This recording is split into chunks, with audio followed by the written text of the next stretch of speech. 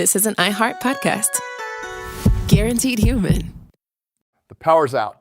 Tensions rise. What happens next depends on you. I'm former Navy SEAL Cade Courtley, and when disaster strikes, staying invisible might just be what keeps you alive. In a blackout, desperation spreads fast. People will do just about anything to get their hands on power, and it's exactly why I trust the Alpha Case Elite from 4 Patriots. It looks like an ordinary briefcase, but inside, you've got a solar generator that's silent, fume-free, and powerful enough to run your fridge, lights, medical devices, even power tools. No gas, no noise, no attention, just clean, tactical power when you need it most. And right now, during this limited launch, you'll also get a free solar panel and free flashlight all packed inside your Alpha Case generator. But heads up, there are only 2,200 units available, and once they're gone, they're gone. Go to 4patriots.com. That's the number 4patriots.com and get your Alpha Case Elite while you still can. Hey guys, it's us, the Jonas Brothers. I'm Joe. I'm Kevin. And I'm Nick. And guess what? We created our own podcast called Hey Jonas. We invented a podcast? Well, we didn't invent it. We just contributed to it. We're the first people to do podcasts. We get to ask other people questions because we're sick and tired of being asked questions. Well, sick and tired is a strong way to put it, but, you know. Tired and sick. Tired and sick. Listen to Hey Jonas on the iHeartRadio app, Apple Podcasts, or wherever you get your podcasts. Just listen. We don't care where you hear it. Another podcast from some SNL late-night comedy guy, not quite, on Humor Me with Robert Smigel and friends. Me and hilarious guests from Bob Odenkirk to David Letterman help make you funnier. This week, my guests, SNL's Mikey Day and head writer Streeter Seidel, help an a cappella band with their between-songs banter. Where does your group perform? We do some retirement homes. Those people are starving for banter. Listen to Humor Me with Robert Smigel and friends on the iHeartRadio app, Apple Podcasts, or wherever you get your podcasts. If you're seeking to try to understand the forensic science behind these cases that we hear about in the news, Body Bags is where you need to turn. There's no fluff. We do a deep dive into the forensics. Listen to Body Bags with Joseph Scott Morgan on America's #1 podcast network, iHeart. Open your free iHeart app and search Body Bags with Joseph Scott Morgan and start listening. Zone Media.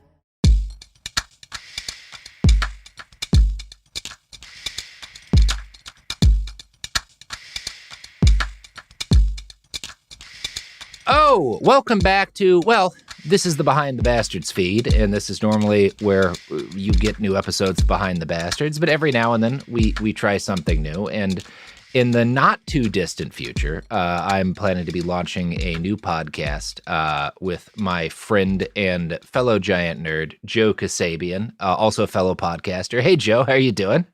Hey, buddy. It's good to be here. Yeah, and we're planning to do a podcast on Warhammer 40,000, which is a game system that some of you are probably aware of, and others of you maybe aren't. I think a lot of people know about this now. It's reached kind of a point of cultural critical mass where I think a significant chunk of people on the internet are just kind of casually aware it exists in a way that they weren't when we were kids and started playing this. Yeah, 100%. I remember back when I first heard about Warhammer through the books, like nobody really knew what it was other than other people that would fall into that fan zone. But now anybody who doesn't even know it's a miniature, maybe they know it from the Total War games or whatever, but it's definitely the biggest it's ever been.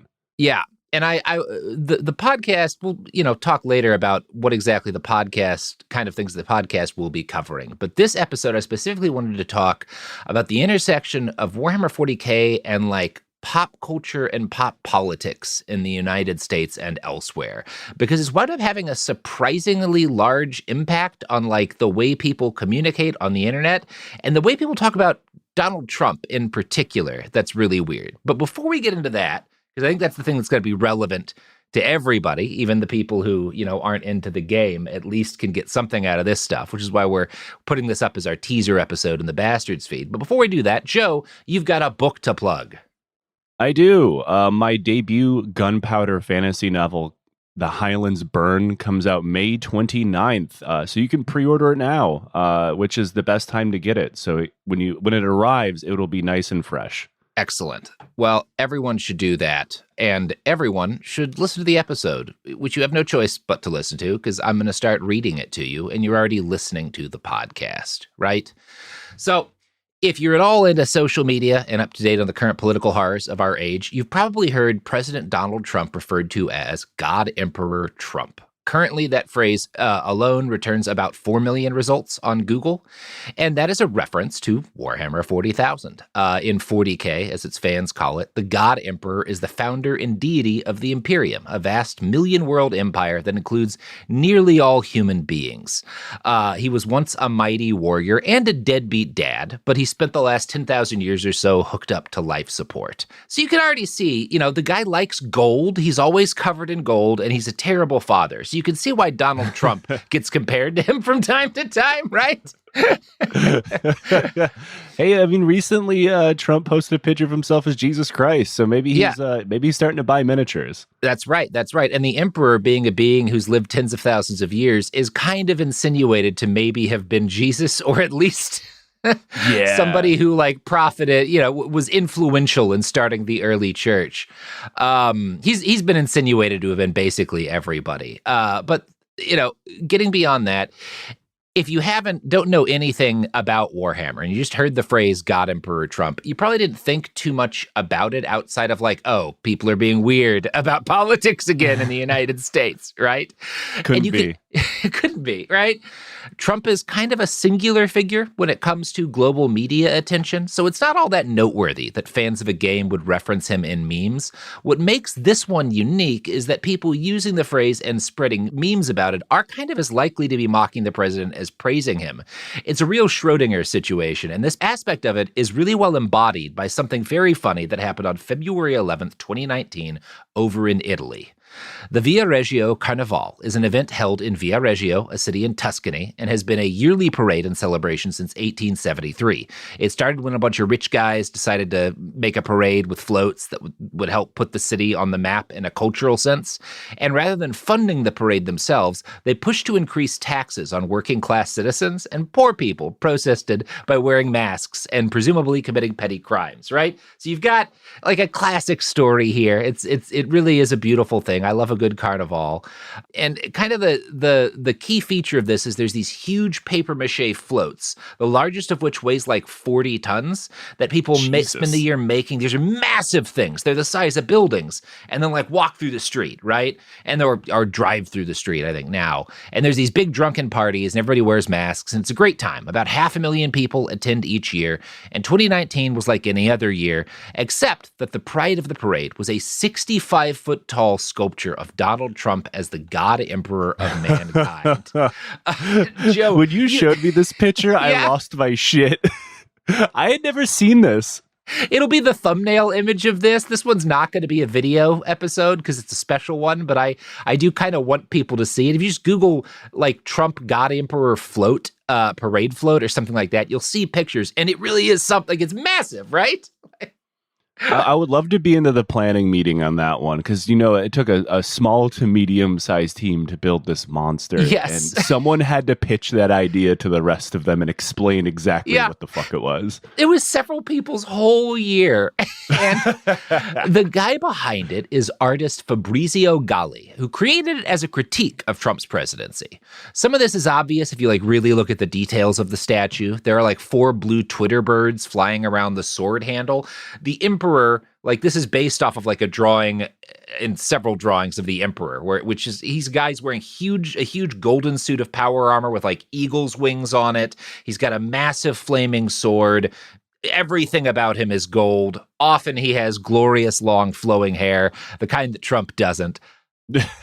But yeah, in the float, this big sword he had, there's Twitter birds flying around the handle, which Fabrizio put there to make the point that Trump had weaponized Twitter against his enemies. And written on the blade in Italian was the phrase, "your taxes and your duties."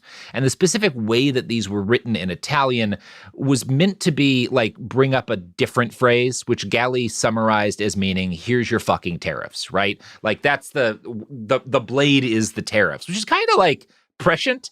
That he really picked those out as being a weapon in a way they weren't nearly as much in 2019 as they are now. Yeah, and it still kind of works as a bit of imperial propaganda within 40K. Like, this is 100% something that the emperor would have said to like a planet in revolt. Like, here's your fucking tariffs. Here's your fucking tariffs with a literal sword. Yeah. Fabrizio said of this, quote, "It's a joke, but in fact, he's trying to destroy nations with the economy instead of nuclear missiles. This is one of the strongest actions, let's say, that powerful people like Trump can use." So we'll go back to Fabrizio in a bit, but what's relevant to my point here is the point I was making earlier, is that as soon as pictures of this float get online, they go viral. People are sharing this like crazy, and Fabrizio's meaning sailed right over a lot of people's heads. I'm going to quote now from an article in Time. Many conservative commentators on Twitter appeared to interpret the float as a tribute to Trump. Several tweeted that it was a parade for Trump.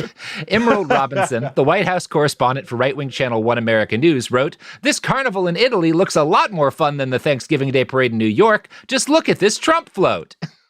Oh, incredible. Everybody knows it can't be a Trump float because it wasn't sponsored by Coinbase or Palantir. No one was selling crypto. It was 2019. It couldn't have been affiliated with Trump. Yeah, exactly. Nobody could rug pull the parade. Oh, man. I do, if the emperor was a real character, he's got to be alive. He should be alive then, because he's like 30,000, 40,000 years old when the game starts, which means theoretically the emperor could have bought NFTs, right? That's true. Like, his madness could be entirely driven by all of his apes getting stolen. It might be what set him down the path. Yeah, the thing that really drove him to combat chaos is someone tried to explain the concept of a slurp juice to him. No, I gotta rule humanity. You people can't govern yourselves. The fuck? You can't be fucking trusted. Yeah. So Warhammer 40,000 and the God Emperor character have existed since the 1980s. For most of the time that the game has existed, it's been a fairly obscure pastime. It requires a lot of money in order to actually play the game. And it used to require a lot of money just to like buy all of the books and guides that would teach you anything about the game at all. But social media and video games have introduced 40K to the masses in a way that like you don't have to spend a lot or even any money to at least consume the lore. A lot of people who are fans have never played the game. Maybe they play some video games, but a lot of people just like watch hours of YouTube videos, and those YouTube videos are largely regurgitating decades worth of lore that have been like written and stored in websites or put in wikis.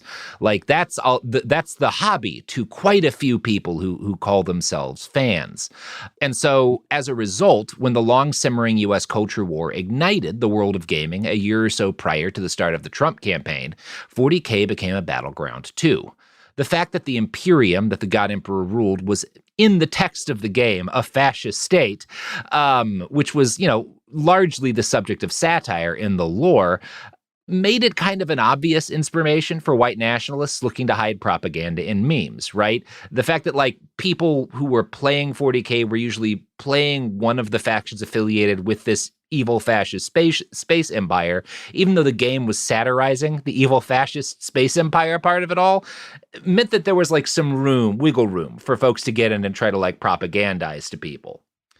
All they need is a tiny bit of, there's always enough wiggle room. Much.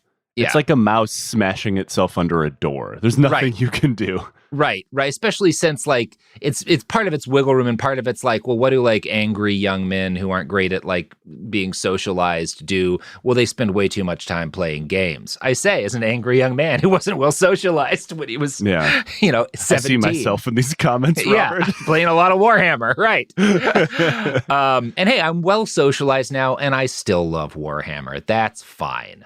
Goddamn right. Which is always wild to me because Warhammer is inherently a social game. It is. It is. Like even with all the video games or whatever, if that's how you want to consume it, great. But the second you cross that line and start buying minis, you have to go into a room and start talking to people. Yeah. At some point, you're going to have to be around other people if you really want to do it. So God Emperor Trump memes started spreading on 4chan back in 2015, right around the same time Trump announced his campaign. On December 25th, 2015, a YouTuber named Talent uploaded a video that collected a bunch of early memes and titled it Donald Trump, Emperor of Mankind. Talent was a very small-time creator. We're talking about 1,000 subscribers. But this particular video broke 500,000 views. And part of it, like the imagery in the video, is there's a famous piece of art from the lore of the game that's the Emperor fighting his son who betrayed him over the body of one of his other sons that was murdered by the betrayers. It's a very famous drawing. And they just included that, but they had swapped out the emperor with Donald Trump very crudely. And I believe Hillary Clinton was playing the role of Horus, his evil son. I'll do a screen share so you can see this, Joe. That is very confusing. This is a real beautiful find. I think that's Hillary in there. Yeah, that's Hillary. Oh yeah, that's Hillary. That's Hillary. Yeah. And then there's Donald. Who would have thought that Donald Trump was Hillary Clinton's gene seed father? Yes, it is implied. The meme, because again, this is his son who is the evil he's fighting. So yes, this kind of is implying that Hillary Clinton was created by Donald Trump. And she's absolutely towering over him too, she's making Trump she look looks worse. way cooler. She just killed an angel. It's pretty sweet. So the God Emperor meme broke mainstream awareness in 2016 when New York Times reporter Jonathan Weissman wrote about the hate mail and threats that he received online from Trump supporters. Quote from that article: "The anti-Semitic hate, much of it from self-identified Donald J. Trump supporters, hasn't stopped since. Trump God Emperor sent me the Nazi iconography of the shiftless hook-nosed Jew. I was served an image of the ghasts of Auschwitz, the famous words Arbeit macht frei, replaced without irony with Machen America Great." So again, this guy and this journalist, like Wiseman doesn't recognize that this guy's making a Warhammer reference, or at least he doesn't write about it. Yeah, that's just like what the fuck is this? The username of the guy messaging him. And again, like, why would he have, right? Like, if you don't, like, you wouldn't assume Trump God Emperor is someone referencing a video game. You just, in this context, you just assume it's a crazy fascist, right? Right. Yeah, but about 2 months after that column came out, a writer with the Huffington Post, Nico Pitney, wrote an article about the growing Trump God Emperor meme phenomenon. Quote, "Among Trump's active online supporters, using the nickname is now commonplace. The post announcing Trump's participation in the Q&A heralded our God Emperor, and a search of the phrase returned over 200 posts in the day after Trump's appearance. Some forum members say God Emperor is simply a tongue-in-cheek attempt to rile up Trump opponents who fear he would be a strongman as president. The term is attributed variously to God Emperor characters in the science fiction series Dune and a tabletop game called Warhammer 40,000. We know he can't literally be one," wrote member New Jersey 908, "but the phrase whips people into a frenzy, saying that we literally want a dictator." Oh, okay. Well, at least cool, you're just saying that. Fun mark, even guy. back then. Yeah. It was nicer back then when they had to pretend it was a bit. And I do love, like, well, it could be Dune. Like, It could be Dune. It could be, but it's not. Like, Yeah. Warhammer is kind of, like, a lot of Warhammer was originally ripping off Dune, and the Emperor character's based heavily on Leo Atreides, right? Like, that's certainly, like Warhammer is essentially all of the sci-fi that was big in the 1980s and before getting put into a blender and, like, merged together, right? Mixed with Thatcherite UK, yeah. As we'll talk about, yes.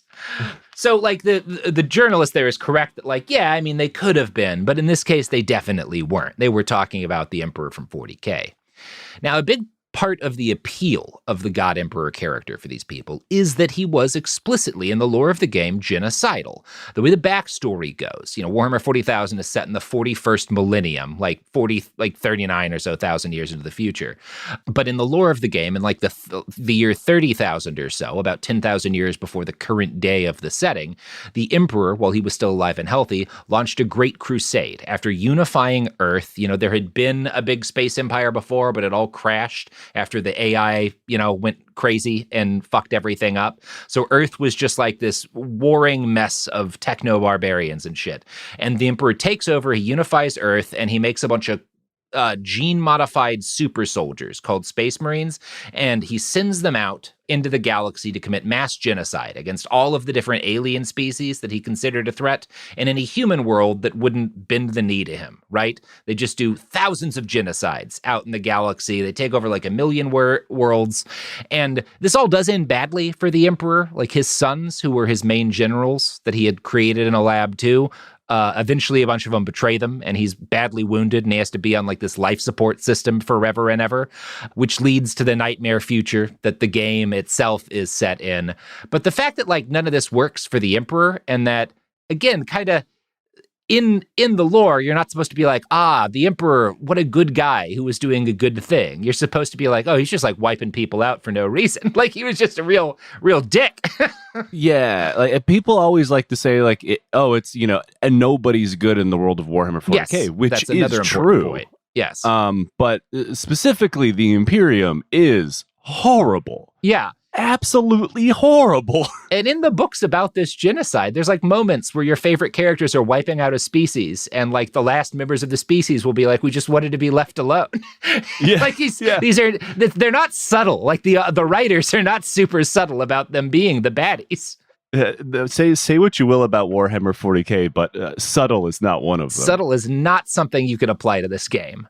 However, some people fail to see the broader message in the lore and just hone in on the things that appeal to them. And there's a great 4chan post I found from I think July 21st, 2015, where someone posts a picture, and it's yet another one of those like Photoshop things where you've got like Donald Trump in the place of a space marine. Year is now 40,000. Trump turned out to be the God Emperor and initiated the Imperium of Man, killing Xenos all day, every day in his honor. Life is good. And again, like in the game, things aren't good in the 41st millennium. The Emperor's stuck in a life support chair and everyone worships him, even though he was a major atheist, and everything's falling apart all the time. Life is not, in fact, good. And anywhere the Space Marines came from is by design terrible. Right. Yeah.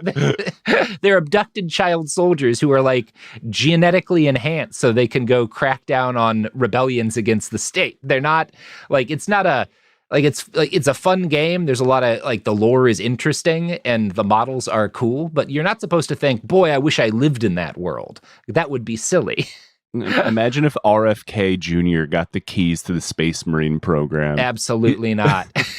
He's already got a strategic stockpile of Tren and like butter ready to go. Yeah.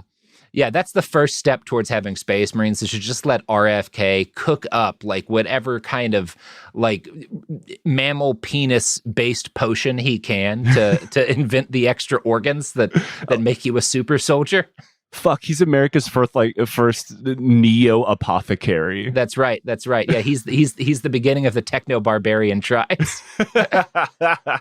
So the very first edition of Warhammer 40,000, which was called Warhammer 40,000 Rogue Trader. It was a tabletop war game published first in 1987. Before 87, its manufacturer, Games Workshop, published a wide array of board games and miniatures, most of which were focused around fantasy wargaming and role-playing. Tabletop war games have a long history. The ancient Greeks, we're talking thousands of years ago, had a game called Pateia, where players would simulate phalanx combat using game pieces and some sort of rule system. I don't think we actually have the rules, but I don't actually know that much about it.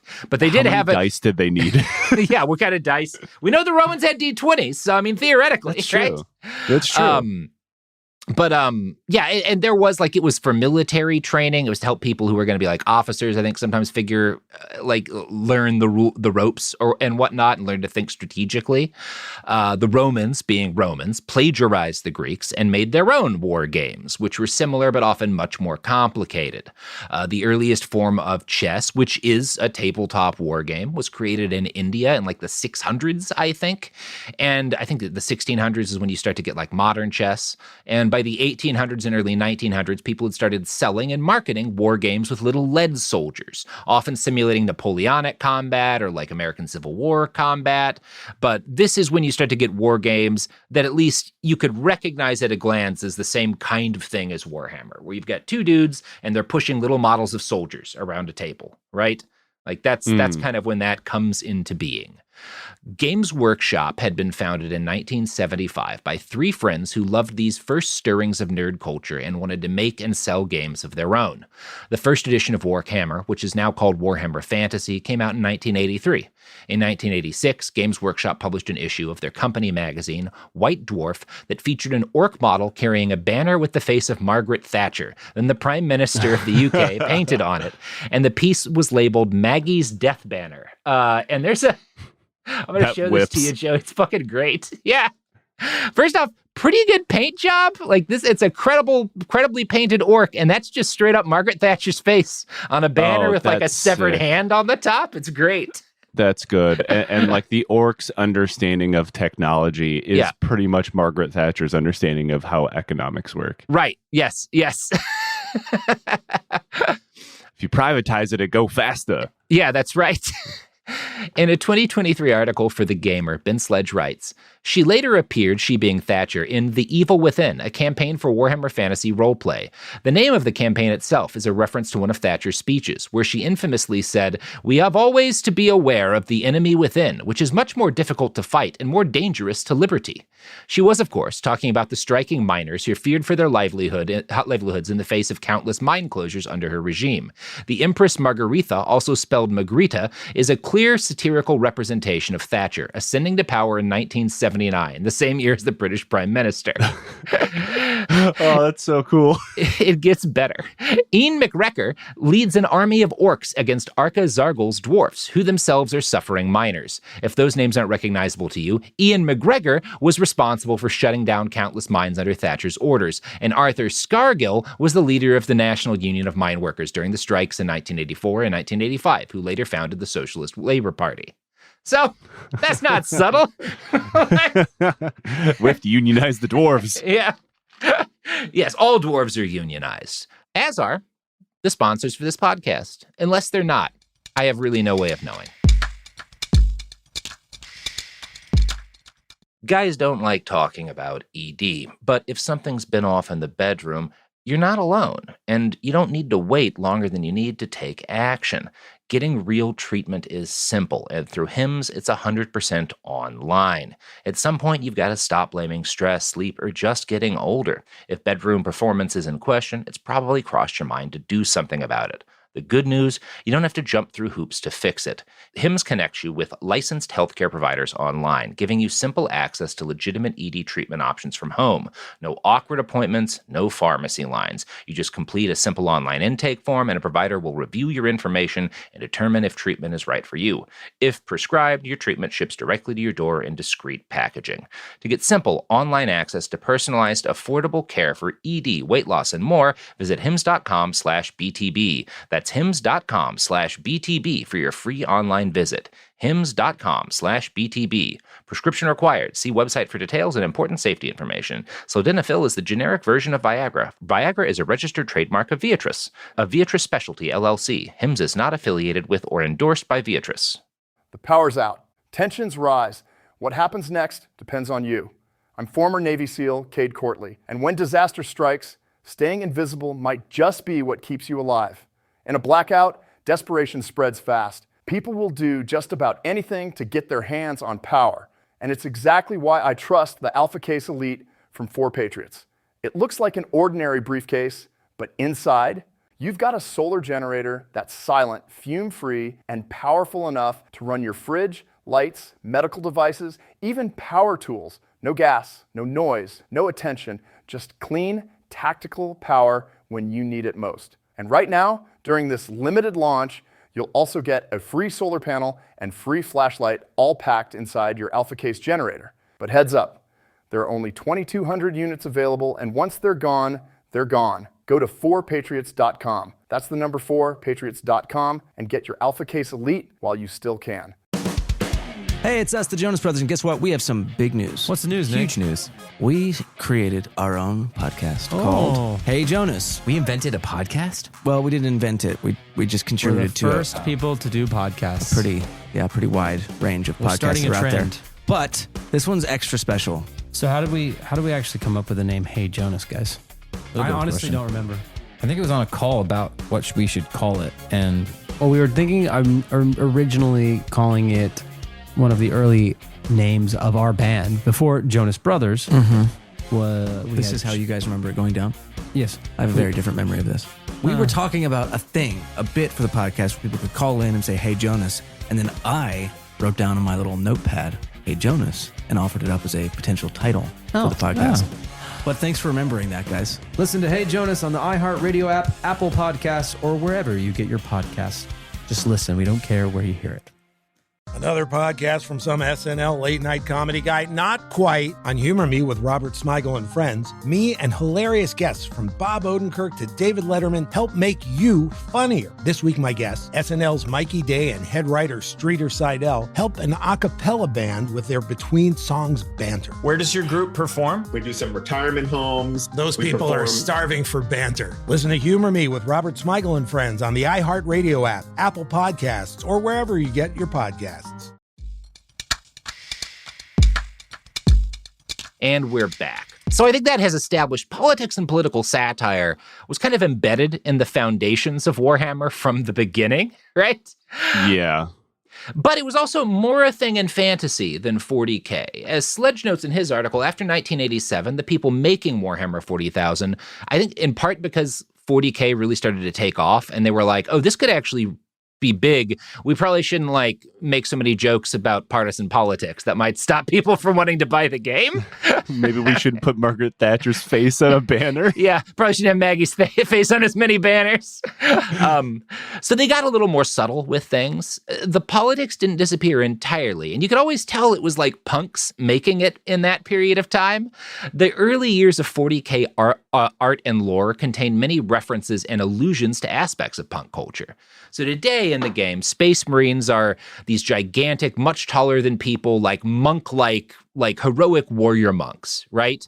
And they're all superhuman. They're the result of all of this genetic tinkering, and they're incapable of fear. And they're these kind of idealized, the absolute ideal of a stereotypical warrior. Right? That's everything a Space Marine is. That's not what they were at first. The first Space Marines were basically mercenaries and draftee cops of this brutal Imperium that were there to crack down on dissent and stuff. There's a great, from an early White Dwarf magazine, there's a piece of art that I'm showing Joe now that's it's a drawing of, there's a punk who's been spray painting Marines out on a wall, and he's got his hands against the wall, and there's two Space Marines standing behind him. They're not taller than him because they weren't initially superhuman. They were just guys in armor. One of them's got what looks like a stun baton in his hands, and then there's text underneath it that says, "When the eye of terror blinks, ships fly between lost worlds and the rest of the galaxy. Miners ship their oars and slavers play their loathsome trade. Where chance permits, the forces of the Imperium make their mark, bringing to the lost worlds the brutal order of the Imperium, if only for a few days." So they're space cops, right? Space Marine cops flying through space so they could play Candy Crush and do nothing at a different location. Right? That's not the only way Space Marines were depicted, but they were often depicted as that, as cops and bullies. They were nearly always thugs. They were not, they weren't, they looked cool, but their personalities were not cool, right? They weren't meant to be. Yeah. Went from being a warrior knight to starting off as Sully from Long Island. That's right. Yeah. Yeah. Strong Sully vibes in these guys. So again, even though after this point, there's no more whole campaign settings created to mock union busting and the like, the designers behind 40K were always pretty direct about the fact that the Imperium are not the good guys, and the Emperor is not a great leader. In fact, here's how the first ever Warhammer 40,000 rulebook opened. For more than 100 centuries, the Emperor has sat immobile on the golden throne of Earth. He is the master of mankind by the will of the gods and master of a million worlds by the might of his inexhaustible armies. He is a rotting carcass, writhing invisibly with power from the dark age of technology. He is the carrion lord of the Imperium, to whom 1,000 souls are sacrificed every day, and for whom blood is drunk and flesh eaten, human blood and human flesh, the stuff of which the Imperium is made. Much more explicit. Now it's kind of couched in the pseudo-religious terms that the entire Imperium exists as, but back then it was definitely very much you couldn't hide from no, this is an empire that runs on blood and death. Yeah, and there's still that bit, that intro goes on to include some of the text that they have at the start of every game book now, and they always do make the point that this is the worst possible regime, right? Yeah. They've been very consistent about that. But I love that bit at the start, right? Which you pointed out, where they're the Imperium runs on the blood and flesh of human beings. It's a cannibalistic nightmare regime. Yep. Nothing changes. Nothing changes. Variations of that passage have been included in basically every book of rules and lore published by Games Workshop in the years since. Unfortunately, they didn't do that in a vacuum. And over the long years of the game has existed, they also expanded the lore behind the Space Marines and turned them into what they are today.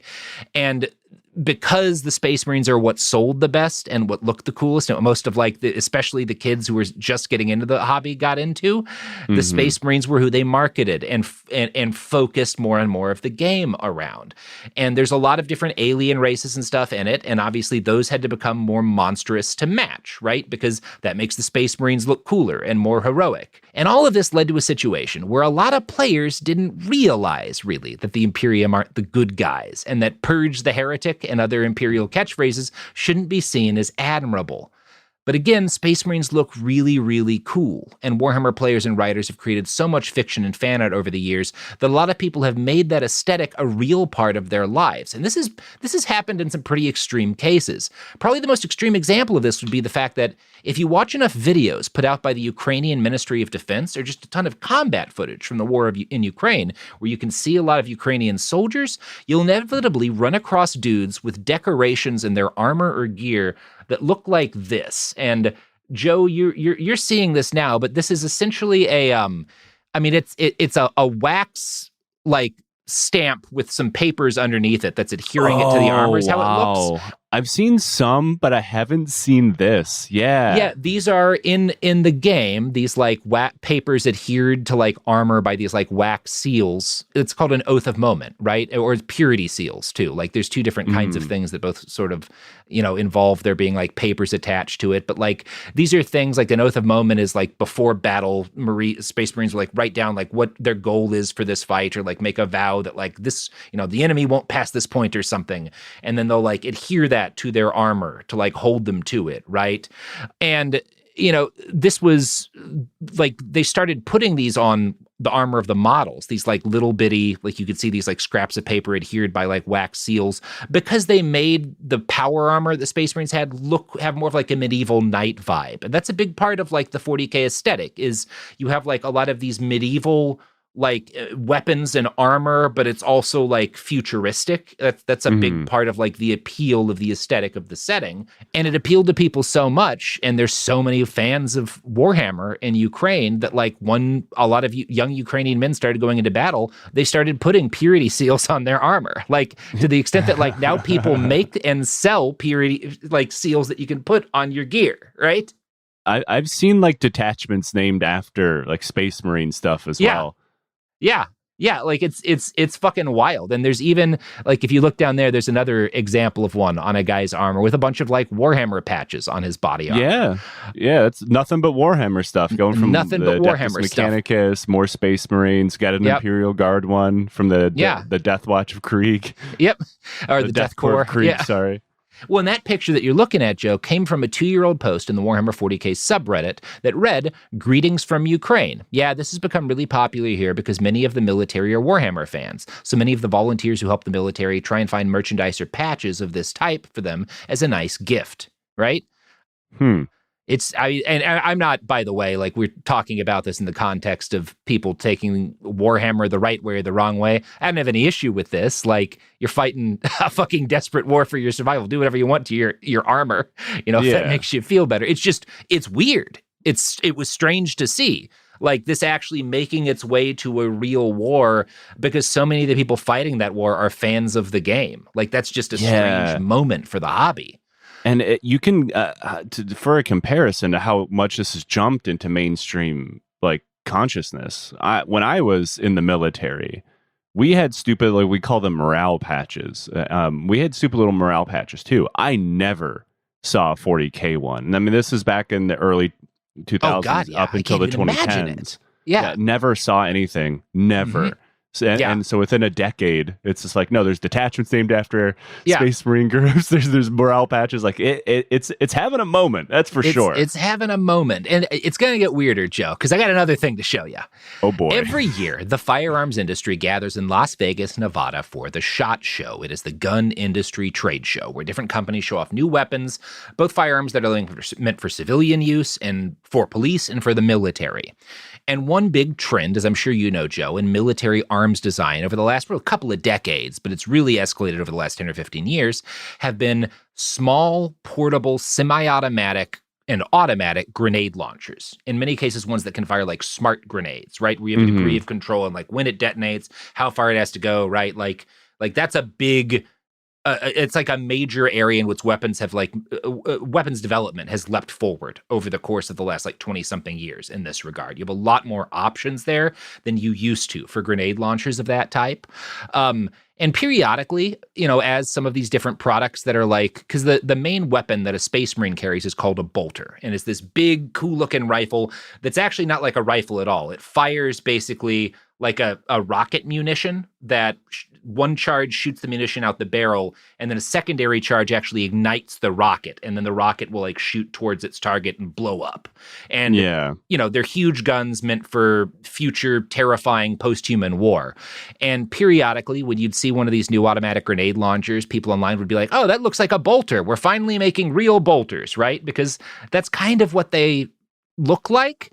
And this year at SHOT Show, Barrett, which is a company that makes very fucking big guns, brought a semi-automatic grenade launcher painted in Ultramarines blue with a fucking an Oath of Moment attached to the barrel. Oh, wow.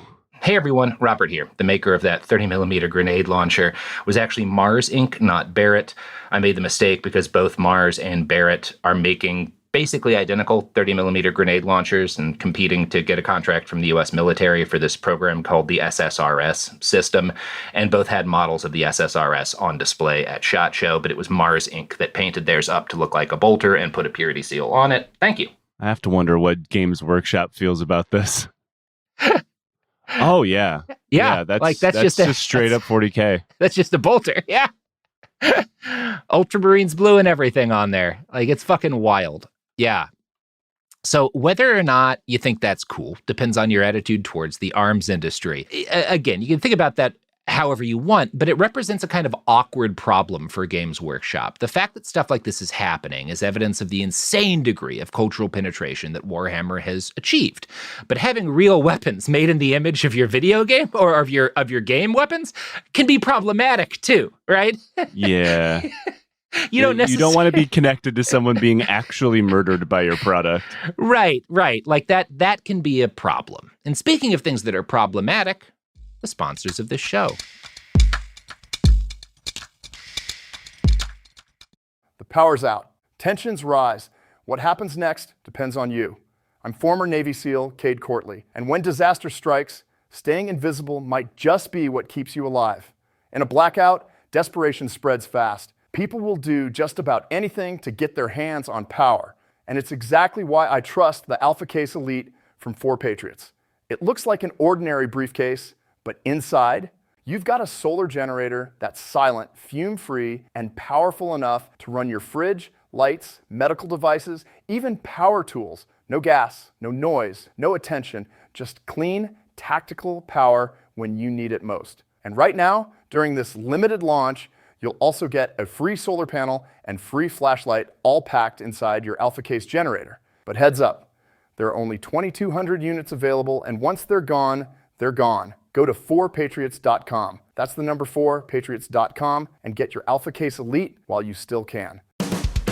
Hey, it's us, the Jonas Brothers, and guess what? We have some big news. What's the news, Nick? Huge news. We created our own podcast called Hey Jonas. We invented a podcast? Well, we didn't invent it. We just contributed to it. We're the first people to do podcasts. Pretty wide range of podcasts starting are a out there. trend. But this one's extra special. So how did we actually come up with the name Hey Jonas, guys? I honestly don't remember. I think it was on a call about what we should call it. And well, we were thinking originally calling it one of the early names of our band before Jonas Brothers. This is how you guys remember it going down? Yes. I have a very different memory of this. We were talking about a thing, a bit for the podcast where people could call in and say, hey, Jonas. And then I wrote down on my little notepad, hey, Jonas, and offered it up as a potential title for the podcast. But thanks for remembering that, guys. Listen to Hey Jonas on the iHeartRadio app, Apple Podcasts, or wherever you get your podcasts. Just listen. We don't care where you hear it. Another podcast from some SNL late-night comedy guy, not quite, on Humor Me with Robert Smigel and friends. Me and hilarious guests from Bob Odenkirk to David Letterman help make you funnier. This week, my guests, SNL's Mikey Day and head writer Streeter Seidel, help an a cappella band with their between-songs banter. Where does your group perform? We do some retirement homes. Those people are starving for banter. Listen to Humor Me with Robert Smigel and friends on the iHeartRadio app, Apple Podcasts, or wherever you get your podcasts. If you're seeking to try to understand the forensic science behind these cases that we hear about in the news, Body Bags is where you need to turn. There's no fluff. We do a deep dive into the forensics. Listen to Body Bags with Joseph Scott Morgan on America's #1 podcast network, iHeart. Open your free iHeart app and search Body Bags with Joseph Scott Morgan and start listening.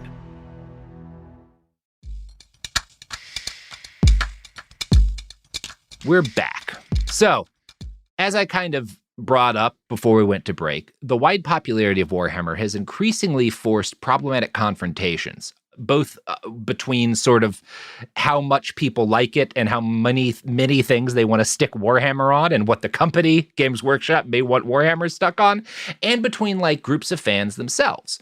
And about 4 years ago, Spain's largest Warhammer tournament let a guy play while wearing Nazi paraphernalia. And I believe his army was kind of like Nazi themed too. Like it was like a Wehrmacht themed guard army or something, if I'm remembering correctly. Oh, God. But he was like wearing Nazi shit, and he'd entered the tournament under the name Austrian Painter, like real fucking subtle, my dude. Yeah. And people weren't thrilled about this. I'm going to quote from an article in Polygon.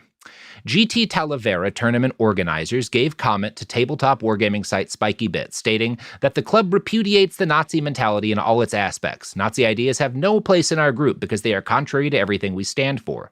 The organizer said that the player said he would not leave unless they involve the police. As displaying Nazi imagery is not illegal in Spain, the organizers hesitated lest this bring legal trouble upon their club. And I don't know enough about the situation to know, like, were these guys really just backed into a completely fucked corner and didn't have a lot of options? Should that probably, I'm going to guess they could have and should have done more, but I don't really know much about that. What I do know is that this causes a lot of people to get pissed off online, and it blows up enough that Games Workshop has to publish an announcement on November 19th, 2021. The Imperium is driven by hate. Warhammer is not. And in this announcement, there's a couple of interesting lines. First off, they're pointing out that, like, look, the Imperium of Man is a cautionary table. Like so many aspects of Warhammer 40,000, it is satirical.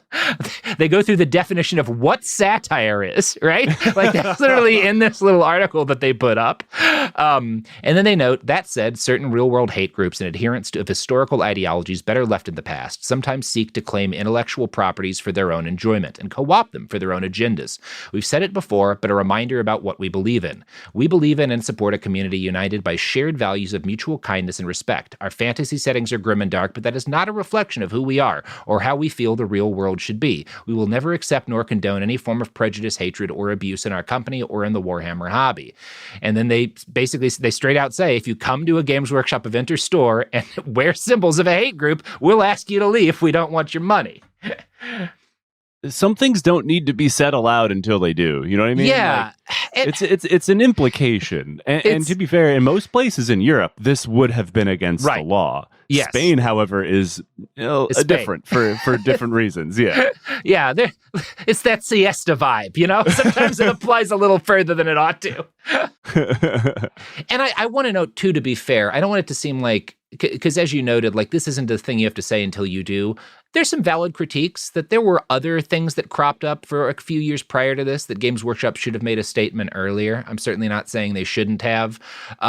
We may dig into some of that, you know, later as the podcast goes on. But like they haven't handled this perfectly, but that's a pretty good message, right? That like, we don't want your money and we don't want you in the hobby. And it's good that they did say something eventually, right? You know, this is a publicly traded corporation. They're not They're not a culture warrior, and they're not an activist. But I'm glad that something got fucking said. And that's not the only thing they've done in the last couple of years. There's been some more subtle and some less subtle moves. One thing that happened recently. So for years, a lot of fans have asked for as Warhammer's gotten more popular, more women have played, and they've added in more female models for different sides and stuff. There's more female guardsmen than there used to be, more female Eldar. And, they've at least and the Sisters of Battle, which is an all-female line, has gotten a refreshed line and a lot more attention. They've done this a few ways, but a lot of people want there to be female Space Marines. And this is kind of still a topic of a lot of debate. Within the actual lore itself, the Emperor, they can only be male because of how the Emperor designed their gene seed and stuff. Right. And the real reason for this, obviously, is that nobody thought about it in 1987, that they would want there to be the female models for Space Marines. They weren't thinking about that kind of stuff. And it would hardly be the first bit of lore that was retconned. Right. The tapestry of Warhammer lore is a series of retconnings. Yeah. And that said, I also do one thing that I appreciate is in some of the more recent lore, when they've gone back to have books that feature the Emperor and talk about the creation of the Space Marines. One way they've kind of retconned things is because there's a conversation between the Emperor and one of his top advisors who's like, I thought you should have made all the Primarchs, your sons that were the leaders of these legions, women. They should have all been girls. They're leaders in the space, because we would have had less problems. They wouldn't have all wound up going to fucking war with you. They would have been less annoying. And I kind of do like the idea that all Space Marines are men because the Emperor is just kind of a misogynist. That tracks. And it led up destroying him, right? The fact that it kind of does. It sort of works.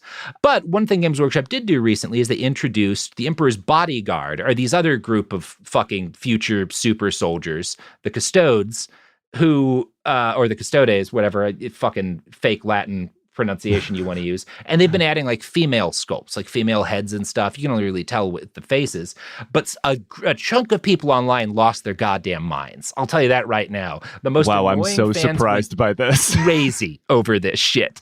And it's very funny because you'll see them posting stuff if you just want to play the hobby, but don't come into my culture and try to change it because you want there to be blue-haired, girls in my fucking game. And my culture. A lot of these guys being oh, this is going to destroy the hobby. This is once woke gets in, it ruins everything. Fucking Warhammer has never been worth more money. Games Workshop is one of the most valuable corporations in the entire United Kingdom. Fucking little plastic models of Space Marines and orcs and shit are worth more than fishing to the British economy. And it's an island.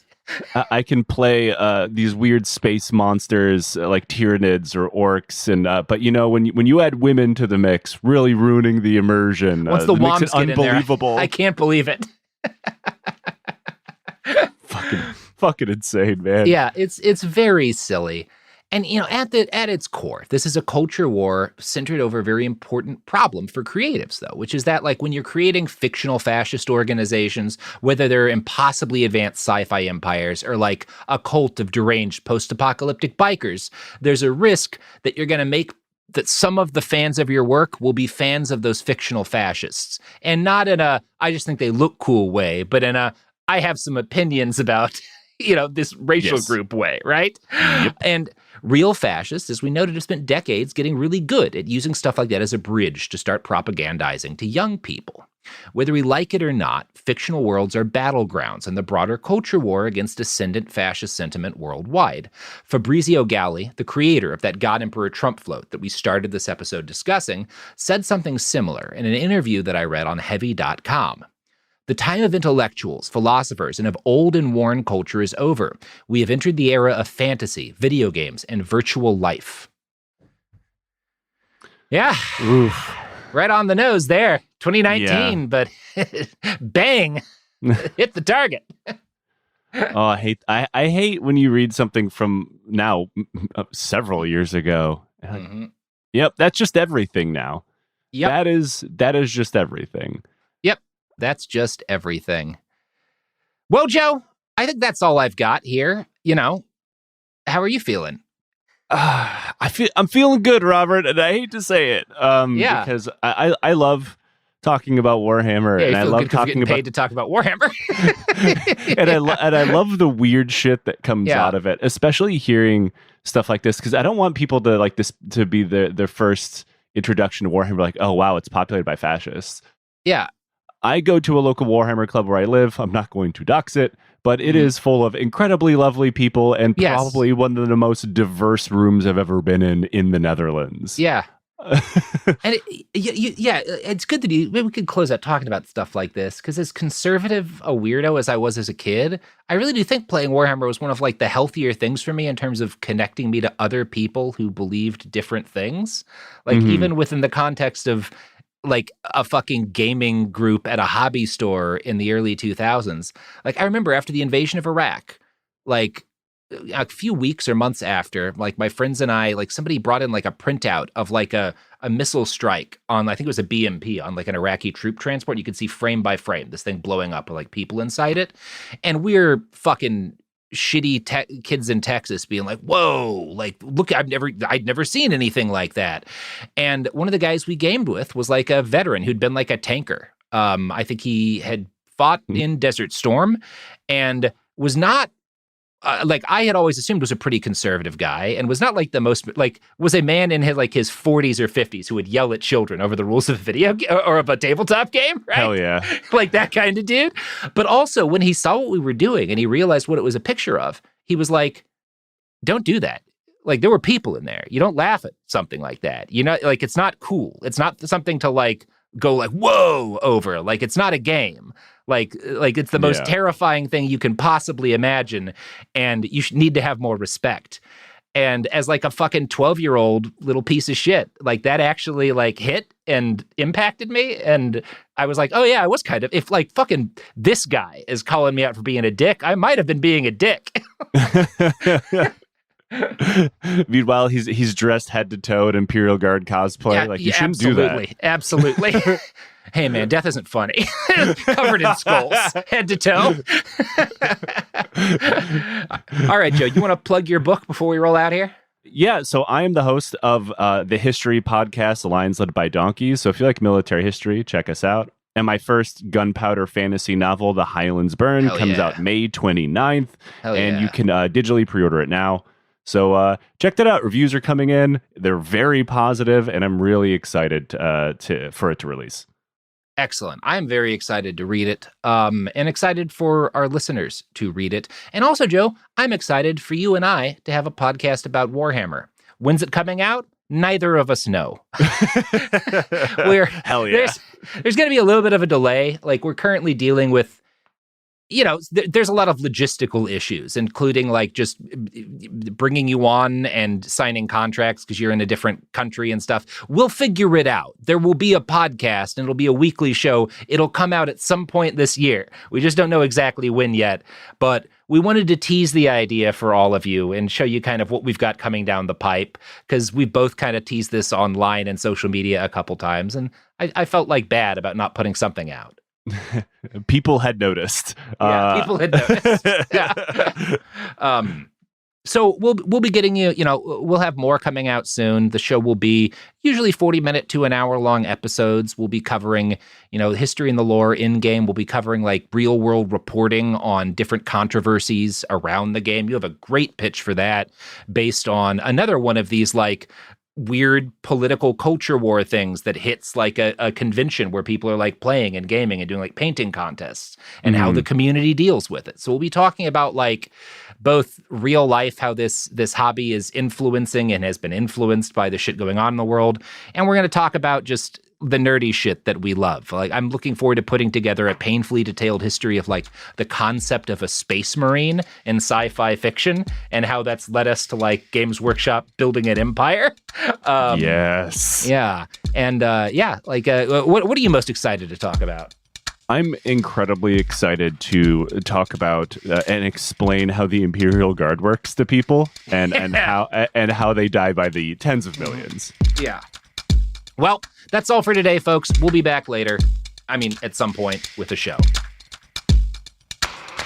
Behind the Bastards is a production of Cool Zone Media. For more from Cool Zone Media, Visit our website, coolzonemedia.com, or check us out on the iHeartRadio app, Apple Podcasts, or wherever you get your podcasts.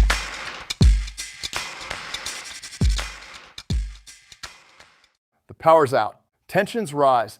What happens next depends on you. I'm former Navy SEAL Cade Courtley, and when disaster strikes, staying invisible might just be what keeps you alive. In a blackout, desperation spreads fast. People will do just about anything to get their hands on power, and it's exactly why I trust the Alpha Case Elite from 4 Patriots. It looks like an ordinary briefcase, but inside, you've got a solar generator that's silent, fume-free, and powerful enough to run your fridge, lights, medical devices, even power tools. No gas, no noise, no attention, just clean, tactical power when you need it most. And right now, during this limited launch, you'll also get a free solar panel and free flashlight all packed inside your Alpha Case generator. But heads up, there are only 2,200 units available, and once they're gone, they're gone. Go to 4patriots.com. That's the number 4patriots.com and get your Alpha Case Elite while you still can. Hey guys, it's us, the Jonas Brothers. I'm Joe. I'm Kevin. And I'm Nick. And guess what? We created our own podcast called Hey Jonas. We invented a podcast? Well, we didn't invent it. We just contributed to it. We're the first people to do podcasts. We get to ask other people questions because we're sick and tired of being asked questions. Well, sick and tired is a strong way to put it, but, you know. Tired and sick. Tired and sick. Listen to Hey Jonas on the iHeartRadio app, Apple Podcasts, or wherever you get your podcasts. Just listen. We don't care where you hear it.